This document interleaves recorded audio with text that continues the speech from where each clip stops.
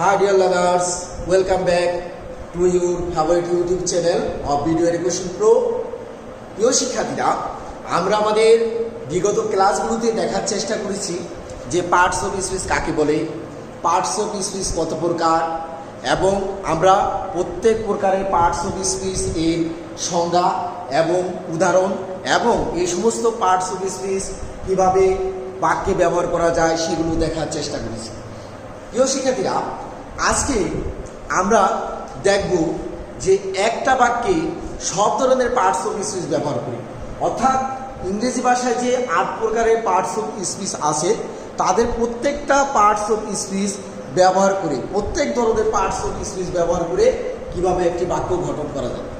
তাহলে প্রিয় শিক্ষার্থীরা, নিশ্চয়ই তোমরা প্রস্তুত আছো দেখার জন্য কীভাবে বিভিন্ন ধরনের অর্থাৎ 8 প্রকারের সব প্রকারের পার্টস অফ স্পিচ ব্যবহার করে একটি বাক্য গঠন করা যায়। প্রিয় শিক্ষার্থীরা, এখন তোমরা হোয়াইট বোর্ডের দিকে লক্ষ্য করো, এখানে লেখা আছে আইডেন্টিফাই পার্টস অফ স্পিচ, অর্থাৎ পার্টস অফ স্পিচ বা পদ শনাক্ত। প্রিয় শিক্ষার্থীরা, তোমরা এই হোয়াইট বোর্ডের দিকে তাকালে দেখতে পারবে আমি পূর্বে একটা বিশাল বড় বাক্য লিখে রেখেছি এবং বাক্যটি হচ্ছে alas my bosom friend and his brother have failed in the SSC exam. তাহলে প্রিয় শিক্ষার্থীরা, এই যে বিশাল বড় একটা বাক্য, এই বাক্যটার মধ্যে আমি ইংরেজিতে যে 8 প্রকারের পার্টস অফ স্পিচ বা পদ আছে সব ধরনের পদ ব্যবহার করেছি। এখন প্রিয় শিক্ষার্থীরা, আমরা দেখে নেব এই যে বিশাল বড় একটা বাক্য, এই বাক্যটার মধ্যে কোন শব্দটা কোন পার্টস অফ স্পিচ বা কোন পদ। এখন এই জন্য প্রিয় শিক্ষার্থীরা, এখানে লক্ষ্য করো, প্রথমে শব্দটি আছে কি এলাস। এলাস এলাস শব্দটি যদি আমরা বাংলা করি তাহলে এটার বাংলা হবে হাই।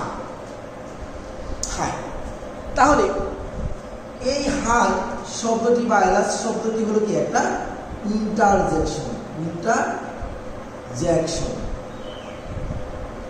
ইন্টারজেকশন অর্থাৎ আবেগসূচক অব্যয়। কেন এটা ইন্টারজেকশন বা আবেগসূচক অব্যয় হলো? প্রিয় শিক্ষার্থীরা, আমরা আমাদের পূর্বের ক্লাসগুলোতে শিখেছি যে সমস্ত শব্দ আকস্মিকভাবে কোনো দুঃখ, আনন্দ, কষ্ট, হাসি, অনুমোদন ইত্যাদি বোঝায়, সেই সমস্ত শব্দকে ইন্টারজেকশন বলা হয়। তাহলে এখানে লক্ষ্য করো এলাস শব্দটি দিয়ে কি একটা দুঃখ বা কষ্টকে বোঝানো হয়েছে। অর্থাৎ এই যে যিনি বাক্যটা লিখেছে তার বন্ধু এবং তার বন্ধুর ভাই পরীক্ষায় ফেল করেছে, এজন্য হঠাৎ কষ্ট দিয়ে এলাস শব্দটি ব্যবহার করা হয়েছে। তাহলে এলাস হলো কি একটা ইন্টারজেকশন। প্রিয় শিক্ষার্থীরা, এখানে লক্ষ্য করো আছে মাই। মাই শব্দের বাংলা হচ্ছে আমার। মাই শব্দের বাংলা হচ্ছে কি আমার। এবং মাই শব্দটা যদি আমরা এখানে ব্যবহার না করতাম তাহলে যিনি এই বাক্যটা লিখেছেন তার নাম কিন্তু আমরা ব্যবহার করতে পারতাম। এখন প্রিয় শিক্ষার্থীরা, আমরা মনে করি যে আকাশ নামে একজন লোক এই বাক্যটা লিখেছে, তাহলে আমরা লিখতে পারতাম কি আকাশ বুজম ফ্রেন্ড।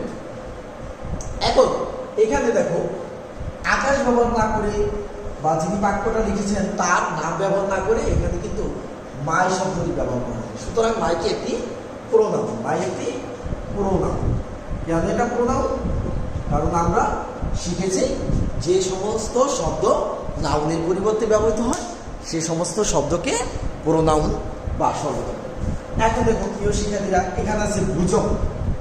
এখানে আছে বুজম। বুজম শব্দটি বাংলা হচ্ছে ঘনিষ্ঠ। ঘনিষ্ঠ। এখন দেখো বুজম হচ্ছে কি ঘনিষ্ঠ। এখন এই বুজম শব্দের পরে যে শব্দটি আছে এটা হলো কি ফ্রেন্ড। এটা হলো কি ফ্রেন্ড। ফ্রেন্ড হলো কি যে বন্ধু। ফ্রেন্ডের বাংলা হচ্ছে কি বন্ধু। তাহলে এটা কি একটা নাম। একজন লোকের সাথে আরেকজন লোকের যে সম্পর্ক, বন্ধুত্বের সম্পর্ক, সেই বন্ধুত্বের সম্পর্ক স্থাপনকারী ব্যক্তির নাম হচ্ছে কি ফ্রেন্ড। সুতরাং এটা যেহেতু একটা নাম, সুতরাং এটা কি একটা নাম। যেহেতু এটা নাম, সুতরাং ফ্রেন্ড হচ্ছে কি একটা নাম। এখন দেখো প্রিয় শিক্ষার্থীরা, তাহলে এই গুজব, গুজব শব্দটি কি?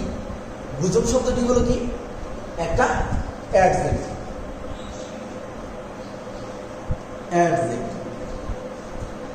তাহলে কেন এটা একটা অ্যাডজেক্টিভ? কারণ আমরা শিখেছি যে সকল শব্দ দিয়ে নাউন বা প্রোনাউনের দোষ, গুণ, সংখ্যা, অবস্থা, পরিমাণ ইত্যাদি বোঝায় তাকে অ্যাডজেক্টিভ বলে। তাহলে দেখো এই যে দেখো গুজব শব্দটি, এই গুজব শব্দটির পরে কিন্তু আছে কি ফ্রেন্ড, এবং এই ফ্রেন্ড শব্দটির পূর্বে কি গুজব শব্দটি ব্যবহার করা হয়েছে। এখন যদি আমরা জিজ্ঞেস করি যে বন্ধু, ফ্রেন্ড, কেমন ফ্রেন্ড, তাহলে উত্তরটা আসবে কি ঘনিষ্ঠ ফ্রেন্ড, অর্থাৎ তাদের সম্পর্কের মাত্রাটাকে কি বুঝিয়েছে। সুতরাং যেহেতু এই গুজব শব্দটি ফ্রেন্ড নাউনকে বিশেষায়িত করেছে, অর্থাৎ নাউন সম্পর্কে কিছু বলেছে, সুতরাং গুজব হচ্ছে কি একটা অ্যাডজেক্টিভ। এখন দেখো প্রিয় শিক্ষার্থীরা, অ্যান্ড কি? অ্যান্ড হলো কি একটা কনজাংশন। কেন কনজাংশন? দেখো তো, ফ্রেন্ড মানে বন্ধু, হিজ ব্রাদার তার ভাই, এই যে দেখো হিজ ব্রাদার এবং কি ফ্রেন্ড, এই দুইটা শব্দকে যুক্ত করতে অ্যান্ড শব্দটি ব্যবহৃত হয়েছে। তাহলে অ্যান্ড কি? অ্যান্ডের বাংলা হচ্ছে এবং, এবং, এবং, এবং। অ্যান্ড হচ্ছে একটা কনজাংশন। কেন কনজাংশন? এজন্য কনজাংশন কারণ এটা বাক্যের দুইটা শব্দকে বা দুটো অংশকে সংযোগ করেছে। সুতরাং আমরা জেনে নিলাম যে অ্যান্ড হলো একটা কনজাংশন। এখন প্রিয় শিক্ষার্থীরা এখানে লক্ষ্য করো, এই যে হিজ, হিজ হলো কি একটা প্রোনাউন। কারণ কি এটা একটা নামের পরিবর্তে ব্যবহৃত হয়েছে, সুতরাং এটা কি একটা প্রোনাউন। আবার কি ব্রাদার ভাই, হ্যাঁ, এটা একটা কি নাউন, কারণ এটা দিয়ে একটা সম্পর্কের নাম বোঝানো হয়েছে। এরপর দেখো হ্যাভ, এটা কি একটা ভার্ব, হ্যাভ হলো কি একটা ভার্ব, এবং এটা হচ্ছে কি একটা সাহায্যকারী, এটা সাহায্যকারী। কারণ এটা এই হ্যাভ শব্দটি এই বাক্যে প্রিন্সিপাল ভার্ব বা মেইন ভার্ব হিসেবে বসে নাই। এই বাক্যটি এই যে ফেল্ড অর্থাৎ ব্যর্থ হয়েছিল, এই যে ফেল্ড ব্যর্থ হয়েছিল, এই যে ভাবটা, এই ভাবটাকে সাহায্য করার জন্য হ্যাভ শব্দটি ব্যবহৃত হয়েছে। সুতরাং হ্যাভ হচ্ছে কি একটা অক্সিলিয়ারি ভার্ব বা সাহায্যকারী। এখন দেখো এখানে ফেল্ড, ফেল্ড শব্দটি কি? ফেল্ড শব্দটি বাংলা হচ্ছে কি ব্যর্থ হওয়া, ব্যর্থ হয়েছিল। তাহলে দেখো প্রিয় শিক্ষার্থীরা, ফেল শব্দটি বাংলা হচ্ছে ব্যর্থ হয়েছিল। তাহলে যেহেতু এই ফেল শব্দটি দিয়ে একটি কাজ করাকে বুঝাইছে, সুতরাং এই ফেল হলো কি একটা ভার্ব। ওকে প্রিয় শিক্ষার্থীরা, এখন দেখো ইন, ইন শব্দটি, ইন শব্দটি হলো কি একটা প্রিপোজিশন, প্রিপোজিশন। কেন এই শব্দটি একটি প্রিপোজিশন? কারণ আমরা শিখেছি যে সমস্ত শব্দ নাউন বা প্রোনাউনের সম্পর্কে পূর্বে বসে, হ্যাঁ, এবং নাউন বা প্রোনাউনের সাথে বাক্যের অন্যান্য অংশের সম্পর্ক স্থাপন করে তাদেরকে প্রিপোজিশন বলা হয়। এখন দেখো আমরা দেখি এখানে লক্ষ্য করো যে দাস ইন শব্দটি, এই শব্দটি কিন্তু দা এসএসসি এক্সাম এর পূর্বে বসে। তাহলে দা এসএসসি এক্সাম এটা কি? এটা হলো কি একটা পরীক্ষার নাম।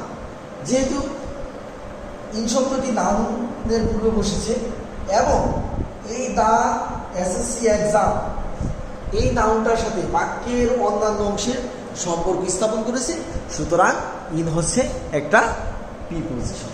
এখন দেখো শিক্ষার্থীরা, তাহলে দা কি? দা, দা হলো কি একটা আর্টিকেল। হ্যাঁ, এখন প্রিয় শিক্ষার্থীরা যে দা হলো একটা আর্টিকেল। হ্যাঁ, এখন তোমাদের মধ্যে প্রশ্ন হতে পারে যে দা তো একটা আর্টিকেল, কিন্তু এটা কোন ধরনের পার্টস? হ্যাঁ প্রিয় শিক্ষার্থীরা, যে আর্টিকেল, ইংরেজি ভাষায় যে আর্টিকেল আছে, ডেফিনিট আর্টিকেল এবং ইনডিফিনিট আর্টিকেল, এই আর্টিকেলগুলো কিন্তু অ্যাডজেক্টিভের অন্তর্গত। সুতরাং আমরা বলতে পারি এই যে দা শব্দটি, এই দা শব্দটি হলো কি একটা অ্যাডজেক্টিভ। ওকে প্রিয় শিক্ষার্থীরা, এরপর দেখো এসএসসি এক্সাম। এসএসসি এক্সাম, কারণ এসএসসি কি একটা নাম, এক্সাম হলো কি একটা নাম। এখন যেহেতু এটির একটা নাম, তাহলে এই দুটোটাই কি নাউন হওয়ার কথা, ঠিক না? কিন্তু প্রিয় শিক্ষার্থীরা, এসএসসি হলো কি একটা অ্যাডজেক্টিভ এবং এক্সাম হলো কি একটা নাম। এখন কেন হলো, আমরা লিখে নিলাম যে এক্সাম হলো একটা নাউন, যেহেতু এটা দিয়ে কি একটা পরীক্ষার নাম বোঝানো হয়েছে। ওকে, এক্সাম হলো নাম।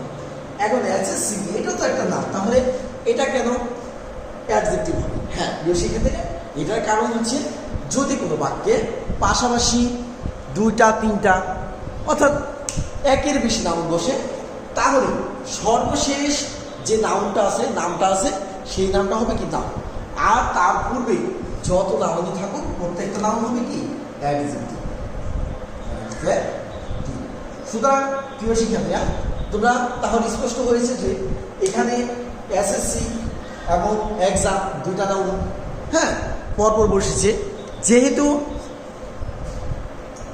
এই দুইটা নাম পরপর বসেছে এবং এক্সাম শব্দটা সবার পরে আছে, তাহলে এক্সাম হবে কি নাম, এবং এসএসসি শব্দটা এক্সাম নাউনের পূর্বে আছে, সুতরাং এটা হবে অ্যাডজেক্টিভ। এটাকে কিন্তু নাম হলে কিন্তু আমরা কি নাউন বলতে পারবো না।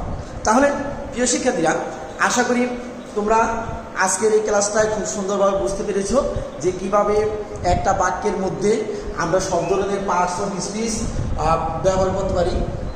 অথবা তোমরা এই ক্লাসটা সুন্দরভাবে যদি লক্ষ্য করো, হ্যাঁ, এবং বারবার দেখো, তাহলে কিন্তু তোমরা বিভিন্ন ধরনের বাক্য থেকে কিভাবে বিভিন্ন ধরনের পার্টস অফ স্পিচ খুঁজে বের করা যায় সে সম্পর্কেও কিন্তু যথেষ্ট জ্ঞান লাভ করবে, এবং বিভিন্ন প্রকার সেন্টেন্স থেকে হ্যাঁ পার্টস অফ স্পিচ খুঁজে বের করতে সমর্থ হবে। সুতরাং তোমরা সবাই ভালো থাকো, সুস্থ থাকো, তোমাদের সকলে সুস্বাস্থ্য কামনা করে, এবং আবার দেখা হবে আমাদের কোনো এক ইউটিউব চ্যানেলে তোমাদের সাথে, সে আশা ব্যক্ত করে এবং আমার চ্যানেলকে সাবস্ক্রাইব করার জন্য অনুরোধ করে তোমাদের কাছ থেকে বিদায় নিচ্ছি। আল্লাহ হাফেজ।